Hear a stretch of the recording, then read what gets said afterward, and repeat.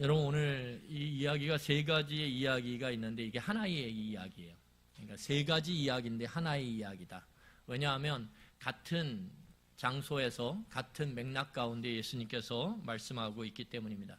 그래서 이것이 도대체 어떤 의미를 갖고 있는지 우리가 잘 살펴야 돼요. 하나하나의 이야기는 우리가 이미 신앙생활을 하면서 여러 번 들었어요. 그런데 그것이 따로따로 떨어진 이야기가 아니라 같은 의미를 연결하고 있는 이야기고, 그리고 그것은 그 이전의 본문 20장 40절까지의 그 내용과 연결되어 있어요. 그래서 오늘 이 큰 예수님께서 말씀하시는 이 큰 이야기의 그 중심에 흐르는 핵심이 무엇인지 함께 살피면서 우리가 은혜를 같이 누리기를 원합니다. 여러분, 요즘에 많은 외국인들이 가장 선호하는 여행 국가 중에 하나가 대한민국입니다. 왜냐하면 그 사람들이 여러 매체를 통해서, 특별히 유튜브라고 하는 매체를 통해서 K-팝이나 K-드라마나 K-푸드를 접하면서 한국에 대한 굉장한 호의적인 마음을 갖게 됐어요. 특히 외국인들이 깜짝 놀라는 것이 무엇이냐 하면 이 한국은 카페나 또는 공공장소에서 사람들이 노트북이나 휴대폰을 갖고 무엇인가 하다가 그 자리에다가 잠깐 그 노트북이나 휴대폰을 놓고 화장실을 갔다 와도 여전히 그 테이블에 노트북과 휴대폰이 있는 모습을 보면서 믿을 수 없다라고, 저런 일이 어떻게 일어날 수 있느냐라고, 그러면서 이 대한민국 국민들의 양심에 대해서 깜짝 놀라는 그런 내용들이 유튜브에 보면 굉장히 많습니다. 그래서 그런 한국을 좀 방문하고 싶다, 굉장히 도덕적이고 양심적인 저 사회, 안전한 저 사회를 좀 경험하고 싶다, 이런 마음을 갖고 한국 여행을 오고 싶어하는 외국인들이 굉장히 많습니다. 여러분, 그러면 우리는 여기서 안 놀라셨어요? 우리가 그렇게 양심적이고 도덕적이다, 사람들이 그렇게 우리를 평가한다. 굉장히 저는 기분도 좋으면서 놀라워요. 왜냐하면 정말 우리가 다른 나라에 있는 사람들보다 더 도덕적이고 윤리적일까요? 정말 그 사람들이 대한민국은 어떻게 저렇게 사람들이 양심을 지킬 수 있을까? 참 도덕적이다. 그런 평가가 과연 합당할까요? 그렇지 않아요. 저는 그렇게 생각 안 해요. 왜냐하면 사람은 매일반이기 때문에 그래요. 다 비슷비슷해요, 대체로. 여러분, 솔직히 우리가 더 양심적이고 다른 나라 사람들이 덜 양심적이고 이런 것들은 존재하지 않아요. 우리는 다 비슷비슷해요. 문제는 뭐냐? 이 차이가 어디서 발생하냐 하면 무엇을 의식하고 있느냐, 의식하고 있지 않느냐에 따라서 이 차이가 발생한다라고 저는 생각해요. 무슨 말이냐면 여러분, 우리나라 사람들은 타인을 의식해요. 그래서 이 체면 문화라고 하는 유교 문화에 깊이 우리의 이 삶이 토대를 두고 있습니다. 그러니까 우리는 다른 사람을 의식하는 데 있어서 다른 나라 사람보다 훨씬 더 많이 그것들을 의식한다라는 거예요. 제가 어저께 제 아내가 오전에 어디를 가야 돼서, 그래서 제가 이제 같이 차를 타고 오면서 교회에 이제 좀 내려달라고 그렇게 했어요. 근데 어떤 생각을 못 했냐 하면, 저는 그냥 내려주고 제 아내가 잠깐 볼일을 보고 딴 데 약속된 장소로 가려고 어린이 도서관에 간다는 거예요. 3번 어린이 도서관. 저는 그러니까 이 어떤 루트가 저를 내려주고 어린이 도서관에 가서 책을 빌려서 가면 너무 좋은 거예요. 그런데 제 아내가 뭐라고 그랬냐면, 어린이 도서관은 주차하기가 애매할 수 있으니까 제가 가서 기다리고 있으면 책을 갖고 내려오겠다는 거예요. 그래서 저보고 운전을 해서 어린이 도서관까지 가서 거기서 기다리고 있으라는 거예요. 그리고선 책을 갖고 내려오면 차를 타고 외곽으로 가면서 저를 이 예술회관이 있는 그 큰 대로 거기다가 내려주겠다는 거예요. 제가 안 된다 그랬어요. 왜 안 된다 그랬냐면 제가 그 생각을 못하고 저는 어떤 생각을 했냐면 여기다 내려주고 저는 제 아내가 볼일을 볼 줄 알았어요. 그래가지고 어떻게 입고 나왔냐면 밑에 추리닝에 신발은 구두를 신고 나왔어요. 왜냐하면 교회에 있는 구두를 제가 신고 가가지고 그걸 갖다 놔야만 새벽 기도 때 혹시라도 제가 깜빡 잊고 구두를 못 신고 오면 여기 하나가 남아있거든요. 그래가지고 제가 나름대로 생각한다고 추리닝을 입고 구두를 신었는데 제가 도저히 저 대로에서 녹색불을 기다리면서 그 모습으로 길을 건널 자신이 없는 거예요. 그래서 제가 제 아내한테 그랬어요. 여보, 도저히 나는 건널 수가 없어. 그러니까 차를 돌려서 요 교회 근처 이삭토스트 있는 데만 내려줘. 내가 그럼 빨리 탁 교회로 들어오면 되니까. 근데 제 아내가 안 된다는 거예요. 시간이 없다는 거예요.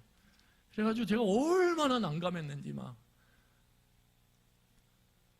제 아내는 남의 일이니까 별로 그렇게 생각 안 하더라고요. 괜찮아. 남들이 당신 안 생각해. 아무렇게도.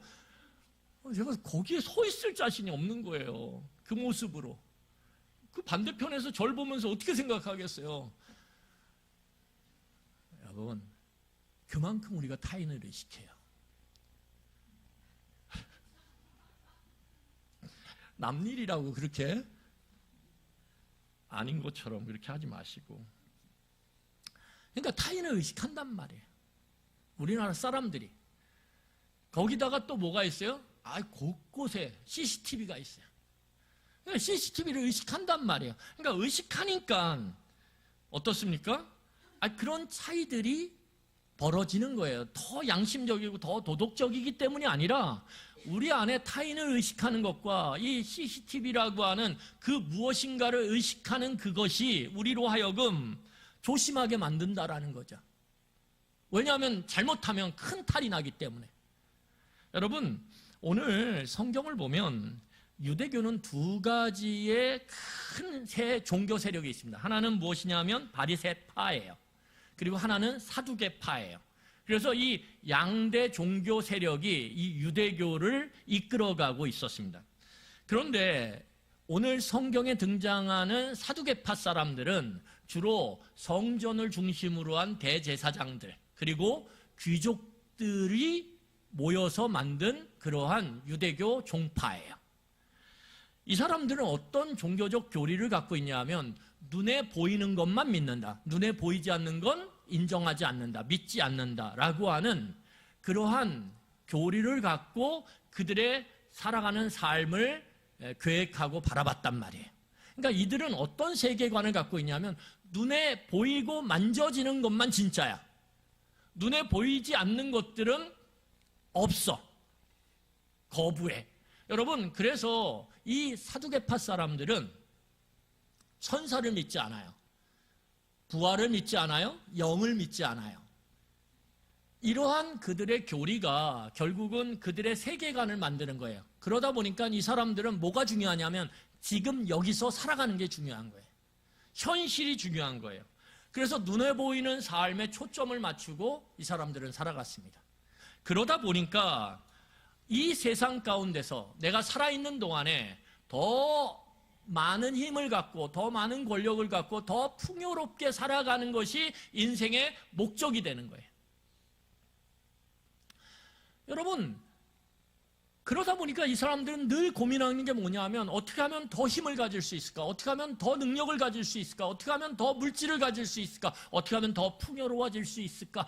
그것이 그들의 삶의 고민이고 그들의 모든 마음을 빼앗아가는 그러한 이슈였다라는 거예요. 여러분, 그렇게 되니까 어떻습니까? 이 사람들은 주어지는 현실에 순응적이에요. 왜요? 주어지는 현실에 순응하지 못하면 내가 갖고 있는 것들을 빼앗길 수밖에 없거든요. 여러분, 일제강점기 때 그 일본 제국주의자들의 침략과 그들의 그 억압적인 통치를 거부했던 독립투사들은요, 모든 걸 다 잃어버렸어요. 하지만 그 일제 제국주의자들에게 순응해서 살아갔던 그러한 사람들은 여전히 더 큰 부와 더 큰 명예와 더 큰 권력을 누렸다라는 거예요. 이 사두개파도 똑같아요.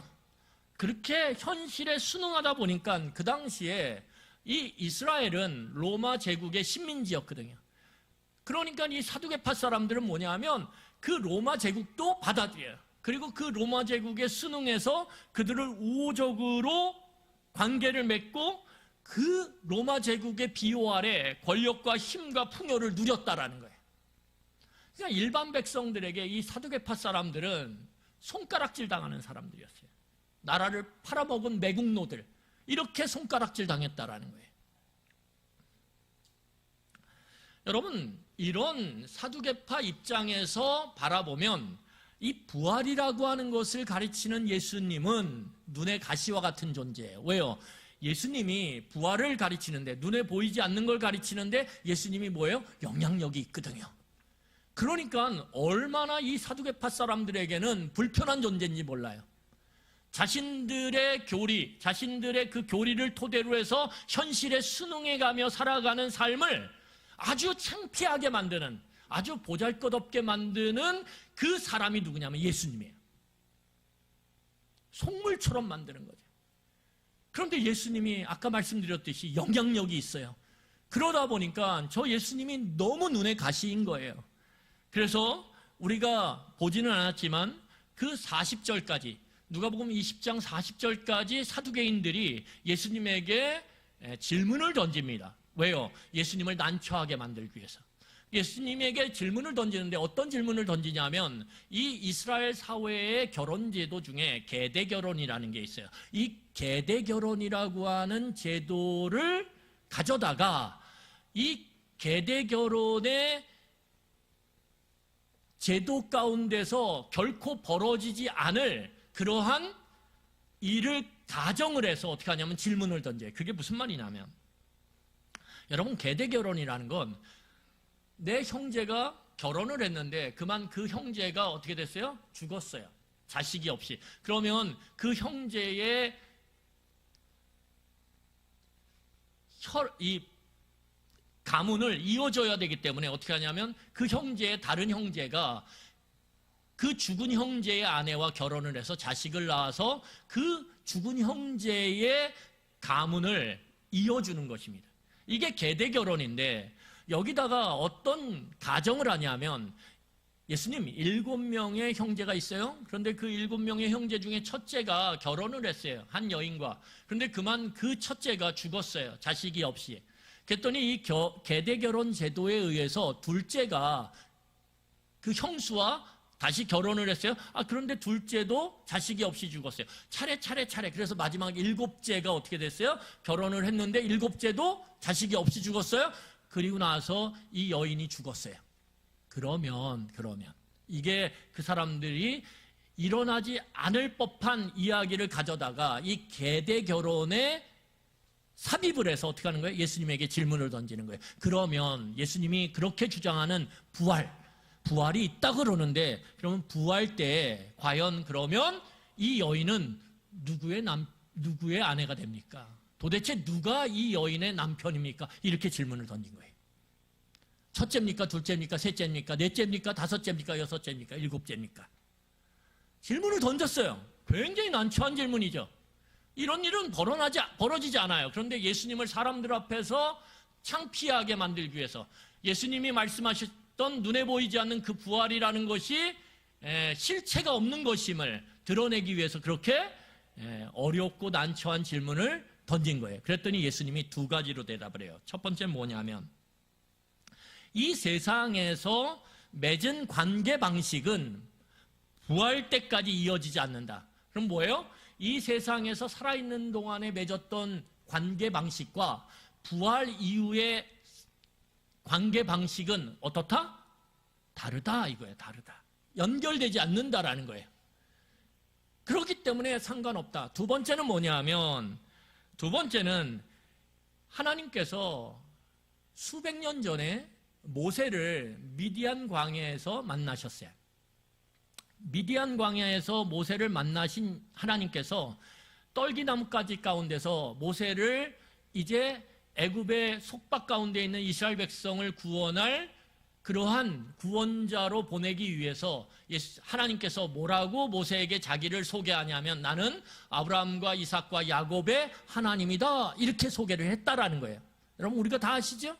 그런데 그 소개 가운데 하나님이 뭘 덧붙이시냐면 나는 죽은 자의 하나님이 아니라 산 자의 하나님이다 이렇게 말씀하셨다는 거예요. 그러니까 그 말씀을 토대로 보면 아브라함은 이미 모세를 부르실 때 죽은 존재죠. 하지만 하나님의 말씀 가운데서는 그 아브라함의 하나님, 그런데 그 아브라함의 하나님은 죽은 자의 하나님이 아니라 산 자의 하나님이라고 볼 때 아브라함은 부활해서 지금 뭐예요? 살아있는 상태라는 거예요. 보이지 않지만. 이해가 되십니까? 예수님께서 그렇게 말씀하시면서 부활은 있다 이렇게 이 사두개인들에게 말씀을 하셨다라는 거예요. 여러분 그리고 나서 예수님께서 이제는 사두개인들의 질문에 대해서 대답하신 다음에 그들에게 질문을 오히려 던져요. 자, 우리 41절을 보겠습니다. 어떤 질문을 던지냐면 자, 41절 같이 읽겠습니다. 시작. 예수께서 그들에게 이르시되 사람들이 어찌하여 그리스도를 다윗의 자손이라 하느냐. 예, 여러분 거기 뭐라고 질문을 던지시냐면 이 사두개인들에게, 여기서 그들이라고 하는 건 사두개인들이에요. 사두개인들에게 야 그러면 내 질문을 한번 들어봐라. 사람들이 어째서 그리스도 메시아를 다윗의 자손이라고 부르냐? 그게 합당하냐? 예수님께서 이렇게 말씀하시는 거예요. 왜 그러냐면 여러분 42절부터 나오는 내용은 시편 110편 1절에 나오는 다윗의 고백이에요. 예수님께서 시편 110편 1절에서 나오는 다윗의 고백을 가져다가 오늘 본문 42절부터 오늘 이 사두개인들에게 말씀하고 계세요. 그 내용이 뭐냐면 자 보세요. 42절부터 44절까지 읽겠습니다. 시편에 다윗이 친히 말하였을 때 주께서 내 주께 이르시되 내가 내 원수를 내 발등상으로 삼을 때까지 내 우편에 앉으리라 하셨도다 하였느니라. 그런즉 다윗이 그리스도를 주라 칭하였으니 어찌 그의 자손이 되겠느냐 하시니라. 여러분 42절에 보면 시편에 이게 시편 110편 1절에 나오는 내용이에요. 뭐라고 다윗이 고백을 하냐면 주께서 내 주께 이르시되, 여러분 이 앞에 나오는 주가 누굽니까? 하나님이에요. 그러면 뒤에 나오는 내 주가 누구예요? 메시아예요. 그러니까 다시 말하면 하나님께서 나의 메시아에게 이렇게 말씀하셨습니다. 이렇게 말하는 거예요. 쉽게 말하면 다윗이 메시아를 뭐라고 불렀어요? 주인님, 주님이라고 불렀다라는 거예요. 그러면 이게 도대체 합당하냐 이거예요. 왜냐하면 여러분 메시아는 어디서 태어난다라고 성경에서 적고 있냐면 다윗의 혈통에서 태어난다라고 적고 있거든요. 그러면 다른 말로 말하면 다윗의 자손이라는 거예요. 그러면 그 자손을 향해서 주인님 또는 주님이라고 부르는 게 합당하냐 이거예요. 합당하지 않죠.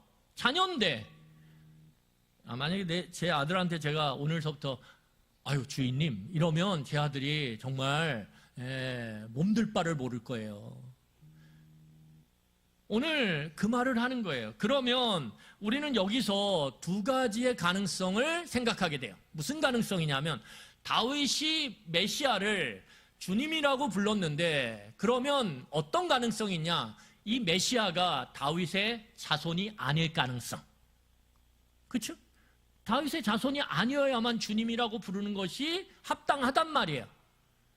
그런데 문제는 뭐냐면 성경에서 끊임없이 메시아는 그리스도는 다윗의 자손이라고 적고 있다라는 거예요. 그러면 첫 번째 가능성은 아니에요. 그러면 두 번째 가능성이 뭐냐? 이 메시아가 다윗의 자손이고 혈통에서 나오지만 다윗의 자손 정도의 존재가 아니라는 거예요. 그거보다 더 큰 존재라는 거예요. 눈에 보이는 것은 뭐예요? 다윗의 자손이지만 눈에 보이지 않는 그의 정체성이 뭐냐 하면 메시아라는 거예요. 다시 말하면 이 눈에 보이는 것을 뛰어넘는 그 존재의 정체성을 갖고 있다라는 거예요. 다윗은 그것을 봤다라는 거예요. 다시 말하면 다윗은 눈에 보이는 것만을 갖고선 오늘 말하는 게 아니라 눈에 보이지 않는 것을 오늘 깨닫고 오늘 말하고 있다라는 거예요.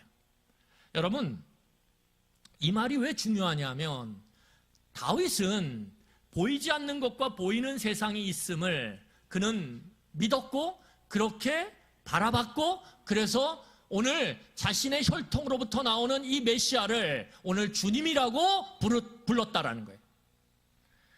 그런 측면에서 보면 사두개인들이 스스로 다윗의 자손이라고 그렇게 스스로를 자부하면서도 그들은 눈에 보이지 않는 것들을 인정하지 않은 채, 눈에 보이지 않는 세상을 인정하지 않은 채 오직 눈에 보이는 세상만 인정하고 살아간다는 것은 어떻게 해요? 잘못됐다라는 거예요. 오늘 예수님께서 그 말씀을 하시는 거예요.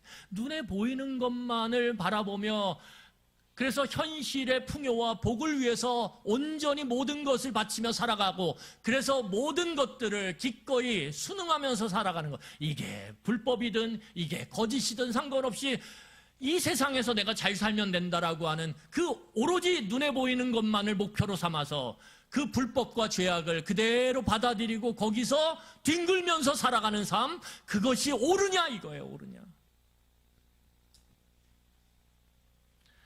옳지 않다라는 거죠. 옳지 않다라는 거죠. 여러분, 오늘날 우리가 이 세상을 살아가면서도 하나님을 믿는다라고 하면서도 보이지 않는 하나님을 우리가 의지하고 신뢰한다라고 그거 끊임없이 거듭거듭 그렇게 고백하고 그렇게 찬양하면서도 우리의 모습을 보면 마치 눈에 보이는 세상만이 존재하는 것처럼, 이 사두개파 사람들처럼 어떤 불법과 어떤 죄악도 다 눈 감고 이 세상에 순응하면서 오로지 이 세상 속에서 부귀와 명예를, 그 권력을 얻기만 하면 된다라고 하는 그러한 마음으로 세상을 살아가는 그러한 신자가 있을까요? 있죠. 얼마든지 있죠.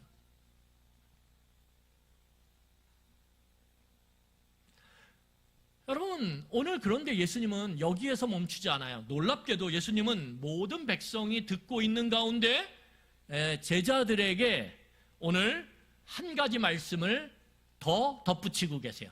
참 이게 예수님의 탁월한 가르침의 방법인데, 사람들이 다 귀를 쫑긋 세우고 듣고 있어요. 그런데 제자들과만 이야기를 해요. 그러니까 뭐예요? 사람들로 하여금 더 집중하게 만들죠. 그러면 예수님께서 제자들에게 어떤 이야기를 하셨냐? 자, 46절과 47절입니다. 46절과 47절 우리 함께 읽도록 하겠습니다. 같이 읽겠습니다. 시작. 긴 옷을 입고 다니는 것을 원하며 시장에서 문안받는 것과 회당의 높은 자리와 잔치의 윗자리를 좋아하는 서기관들을 삼가라. 그들은 과부의 가신을 감히며 외식으로 길게 기도하니 그들이 더 엄중한 심판을 받으리라 하시니라. 예수님께서 사람들이 다 듣고 있는데 제자들한테만 뭐라고 이야기를 하시냐면, 야, 서기관들의 행동을 조심해. 절대 따라하지 마. 그거 경계해야 돼. 이렇게 말씀을 하셨다라는 거예요. 그런데 그 듣고 있는 사람 중에 서기관이 있었을까요? 없었을까요? 있었어요. 있었어요. 이게 참 재밌는 상황이란 말이에요. 누가복음 20장 40절 이전에 보면 서기관들이 그걸 듣고 있었어요. 예수님이 서기관들이 듣고 있는데 제자들한테만 야, 서기관들 조심해. 이렇게 얘기하는 거예요. 그러니까 얼마나 이 상황이 재밌어요. 여러분, 오늘 성경을 보면 이 서기관들을 왜 예수님께서 조심하라고 그렇게 제자들에게 말씀하셨냐면, 이 서기관들이 눈에 보이는 세상, 눈에 보이는 그 삶에 초점을 맞추고 살아가는 사두개인과 별반 다를 게 없거든요. 그러니까 사두개인이나 바리새인이나 예수님이 보실 땐 다 눈에 보이는 세상, 눈에 보이는 그 세상 속에서의 힘과 권력과 풍요만을 위해서 살아가는 그러한 사람들이었다라고 예수님이 보신 거예요. 그래서 조심하라는 거예요. 그런데 이 서기관들의 모습이 어떠냐? 오늘 예수님께서 설명하시는데 뭐라고 설명하냐면, 이 서기관들이 긴 옷을 입어요. 여러분, 제가 몇 번 말씀드렸지만 고대 사회에서 긴 옷을 입는다는 건 뭐예요? 내가 굉장히 부요하고 아주 높은 그러한 고귀한 존재라는 걸 표시하는 게 옷이 길게 끌고 다니는 모습이라는 거예요. 그러니까 이 사람들은 옷을 길게 끌고 다니면서 어떻게 해요? 만들어서 입고 끌고 다니면서 사람들이 많이 왕래하는 시장을 왔다 갔다 해요. 그러면 사람들이 귀한 분이 오셨네 그러면서 어떻게 할까요? 인사를 하겠죠. 그러면 그 인사 받는 거를 즐기는 거예요. 그래서 일부러 할 일 없이 그냥 긴 옷을 갖고 사람들이 많이 돌아다니는 시장을 그냥 돌아다니는 거예요. 근데 사람들이 볼 때마다 인사를 하면 그 인사를 받는 게 너무 흡족한 거예요. 여러분, 또한 이 사람들은 어떤 모습을 갖고 살아갔냐면 회당이나 잔치집에 높은 자리에 앉는 걸 좋아했어요. 그래서 회당을 말씀을 가르치러 가든 아니면 말씀을 들으러 가든 아니면 잔치집에 함께 축하하러 가든 가장 높은 자리, 가장 높은 상석에 앉기를 즐겨했다라는 거예요. 내가 특별한 지위에 있다, 내가 특별한 사람이다라는 걸 사람들에게 그 자리에서 보여주기를 원했거든요. 여러분, 그 연예인들이 연말에 그 시상식을 해요. 그러면 특히 이 배우들은 자존심이 굉장히 세요. 특히 여자 배우들은 아주 이 자존심이 너무너무 세서 같이 예를 들어서 공동수상, 뭐 대상 공동수상 이렇게 되는 경우에 보면은 같이 나와가지고 어떻게 하냐면 자기가 맨 마지막에 피날레를 장식하려고 그 인사 멘트를 끝까지 자기가 끝에 하려고 상대방과 계속 신경전을 벌여요. 그래서 어떤 일이 있었냐면 한 여배우가 공동수상을 하는데 미루다 그 사람이 어쩔 수 없이 했어요. 그랬더니 다음에 마지막에 피날레를 장식하는 그 여배우가 하고 나서 어떻게 하냐면 먼저 했던 여배우가 잠깐 제가 뭘 잊어버렸어요. 그리고서 또 하는 거예요. 왜요? 여러분, 그렇게 자기가 높은 위치에서 특별한 지위 가운데 있다라는 것, 특별한 신분이라는 걸 그렇게 드러내고 싶거든요, 사람들은. 여러분, 그런데 문제는 뭐냐면 이렇게 사람들에게 존경을 받고 사람들에게 인정을 받는다라는 것들을 즐기면서 원했던 이 서기관들이 정작 돌봄의 대상인 과부들, 그 어려운 삶을 살아가는 그 과부들, 돌봐주고 나누어줘야 되는 그 과부들을 착취했다라는 거예요. 그리고 여기서 끝나지 않고 사람들에게 마치 자신이 경건한 종교인인 것처럼 그렇게 과시하기 위해서 기도를 하는데 마음이 하나도 담기지 않은 기도를 중언부언하면서 길게 했다라는 거예요. 마음이 전혀 담기지 않은 자기가 배우고 알았던 모든 단어들을 다 조합해서 길게 문장을 만들어서 사람들한테 어떻게 저렇게 어려운 말을 쓸까? 어떻게 저런 어려운 기도를 저렇게 길게 할까? 그렇게 사람들로 하여금 감탄하게 만들기 위해서 그러한 외식의 기도를 했다라는 거예요. 정작. 여러분, 여기서 이 서기관들의 모습이 너무너무 중요한데 왜 중요하냐면 여러분, 이 바리새파라고 하는 사두개파와 양대 유대교를 점유하고 있던 종파 중에 이 바리새파 사람 중에 가장 경건한 사람으로 분류되던 사람들이 누구냐면 서기관들이거든요. 그러니까 이 서기관들은 경건에 경건을 더한 사람들이에요. 그런데 그 사람들이 오늘 예수님의 시선에서는 뭐예요? 사두개파 사람들이랑 똑같다라는 거예요. 왜요? 눈에 보이는 것들을 위해서 살아가는 사람들이라는 거예요.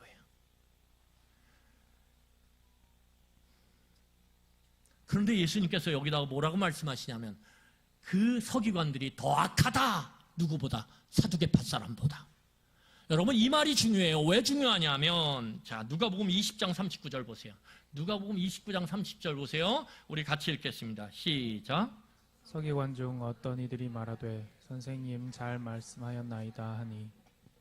여러분, 이 말이 무슨 말이냐면 아까 제가 말씀드렸듯이 이 사두개파 사람들이 예수님에게 부활이 없다라는 것을 많은 사람들에게 보여주기 위해서 그 계대간의 결혼이라고 하는 이 문제를 갖고 와서 질문을 했어요.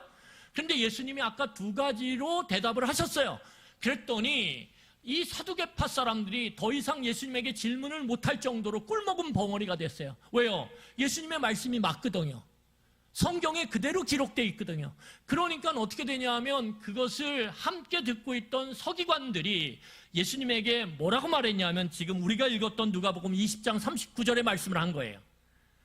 뭐라고 말했어요? 서기관 중에 어떤 이들이 말하되 선생님 어떻게 했어요?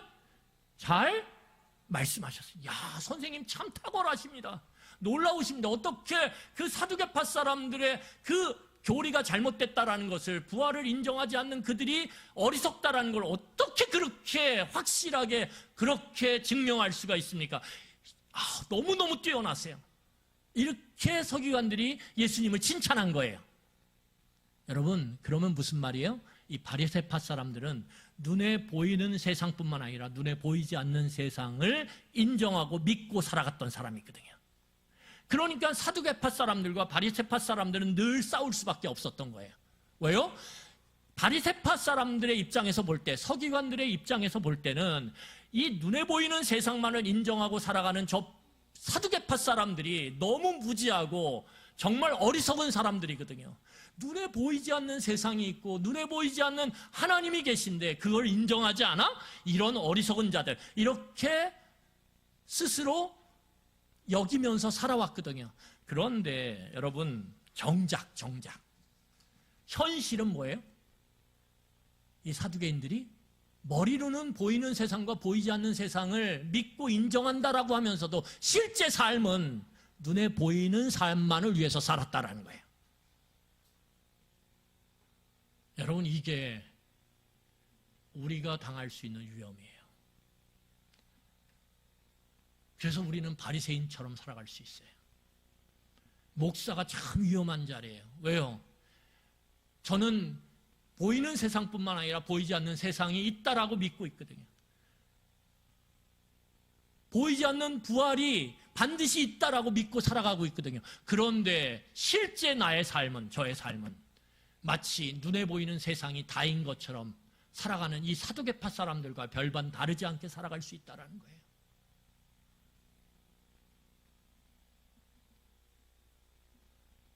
여러분, 눈에 보이지 않는 세상을 믿고 살아가면 눈에 보이는 세상 가운데 그것만을 추구하면서 살아갈 수가 없어요.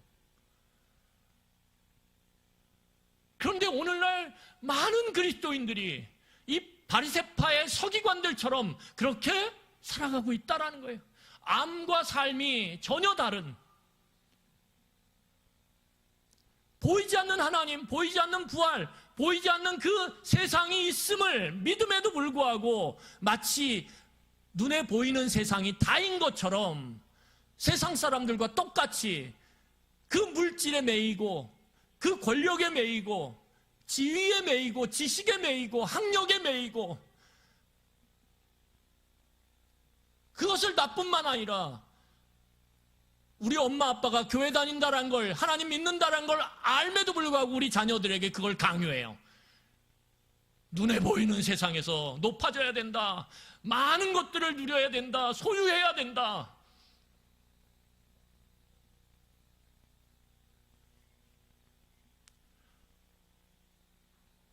여러분, 도대체 우리가 어떤 모습에서 살아가고 있는지 우리는 스스로 자문해야 돼요. 나는 사두개파 사람처럼 살아.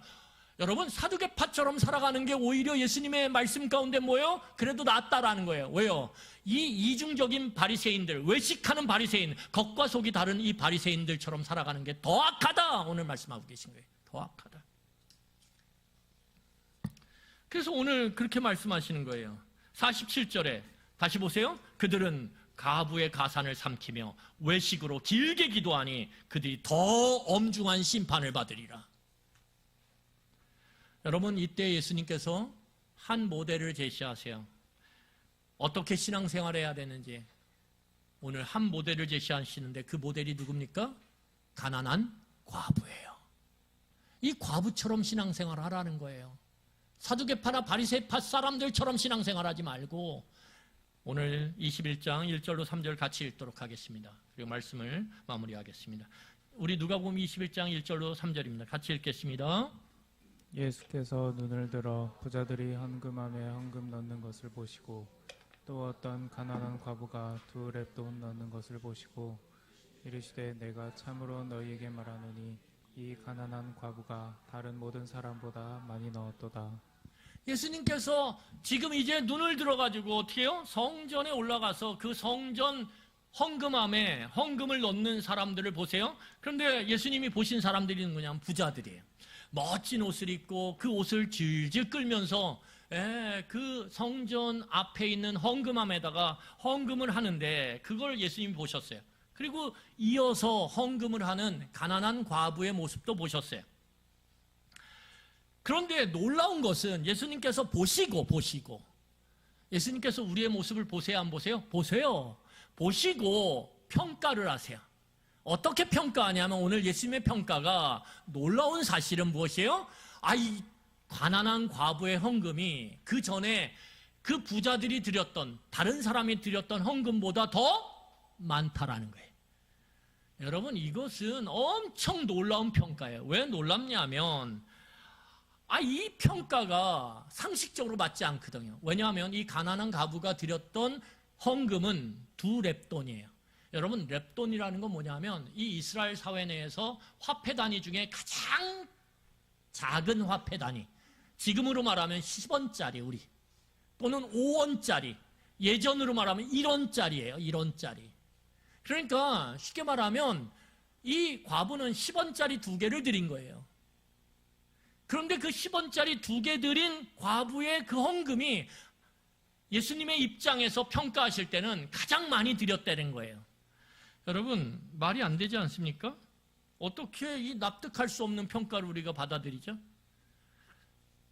이런 평가가 어떻게 가능해요? 도대체 예수님의 평가 기준이 뭔데? 여러분,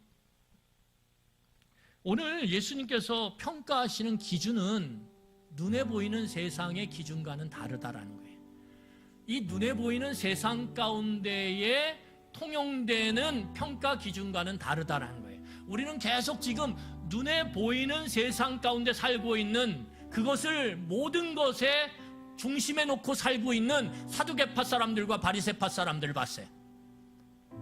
근데 오늘 예수님께서 말씀하시는 건 뭐냐면 눈에 보이는 것보다 눈에 보이지 않는 세상, 그 평가 기준이 있다라는 거예요. 그리고 그 눈에 보이지 않는 세상의 평가 기준을 갖고 평가할 때 그 평가가 진짜라는 거예요.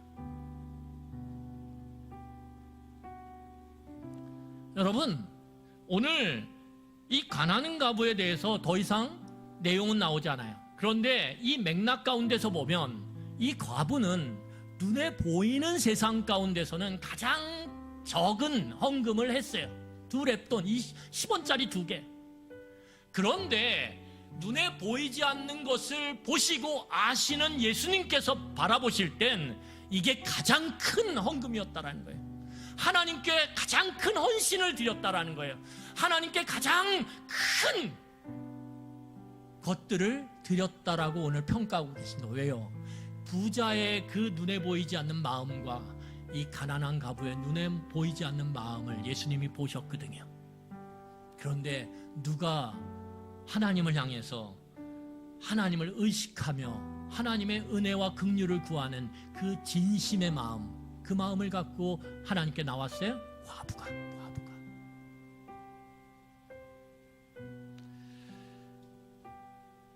여러분, 우리가 어떤 기준을 갖고 신앙생활을 하고 있는지 우리는 스스로 자문해야 돼요.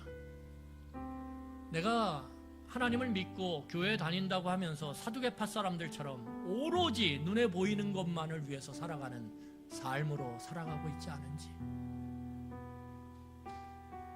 야, 저 사람의 삶을 보면 교회는 다니는데 하나님 없는 것처럼, 눈에 보이는 영생이 없는 것처럼, 그렇게 오로지 이 땅에서의 삶이 다인 것처럼 그렇게 살아가네?